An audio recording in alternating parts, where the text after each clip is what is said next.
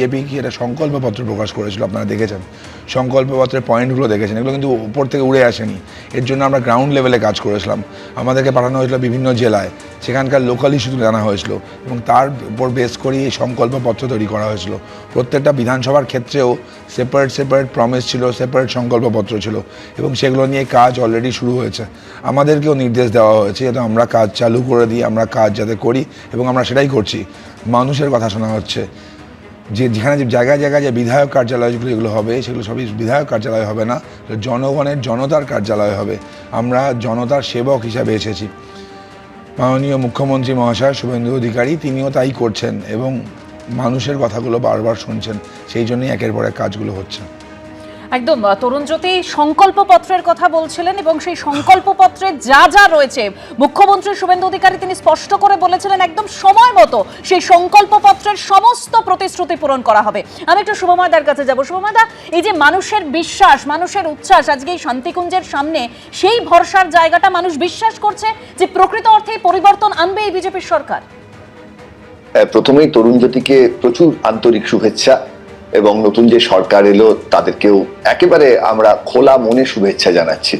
কিন্তু এই যে নতুন সরকার এলো, এই সময়টা তো একটা মধুচন্দ্রিমার সময় এবং সত্যিকারের এখন তো তারা প্রশংসায় ভেসে যাবেনই। এবং বিশেষ করে কেন প্রশংসায় ভেসে যাবেন, কারণ আমাদের মানটা এমন একটা নিচে পৌঁছে গেছিল, বিশেষ করে শিল্প বা সংস্কৃতি এই জায়গায় এখন তরুণজ্যোতিরা যদি কোনো কাজ না করেও বসে থাকেন তাহলেও আগের থেকে অনেক ভালো বলে মনে হবে।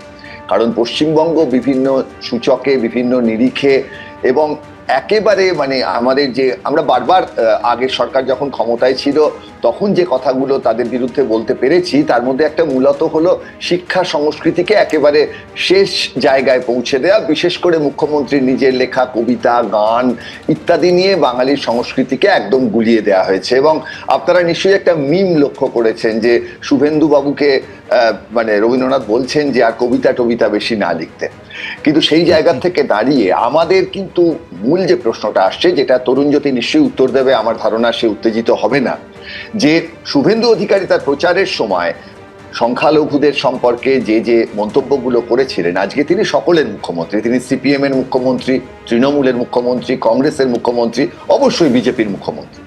এইবার এই জায়গায় সংখ্যালঘু সুরক্ষা আমাদের দেশের যে সাম্প্রতিক পরিস্থিতি, সেই জায়গায় দাঁড়িয়ে এটা একটা কনসার্ন, একটা জায়গা যে এই যে ভয় থেকে ভরসায় উত্তরণের যে জায়গা, তাদেরও ভয় থেকে ভরসায় উত্তরণের প্রশ্নটা বারবার করে সামনে আসছে। মাছ নিয়ে যেমন বিজেপি একেবারে সরাসরি বার্তা সকল মানুষকে দিতে পেরেছেন, আজকেও যে মাছ ভাত খাওয়ার ঘটনাগুলো ঘটেছে।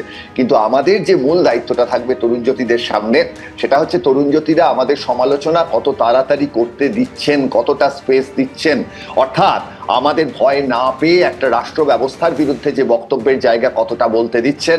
এবং এইখানেই প্রশ্ন আসবে যে সমাজের যারা অসহায় মানুষ, তাদের অনেক মন্ত্রী হয়েছেন একেবারে পিছিয়ে থাকা জায়গা থেকে দাঁড়িয়ে।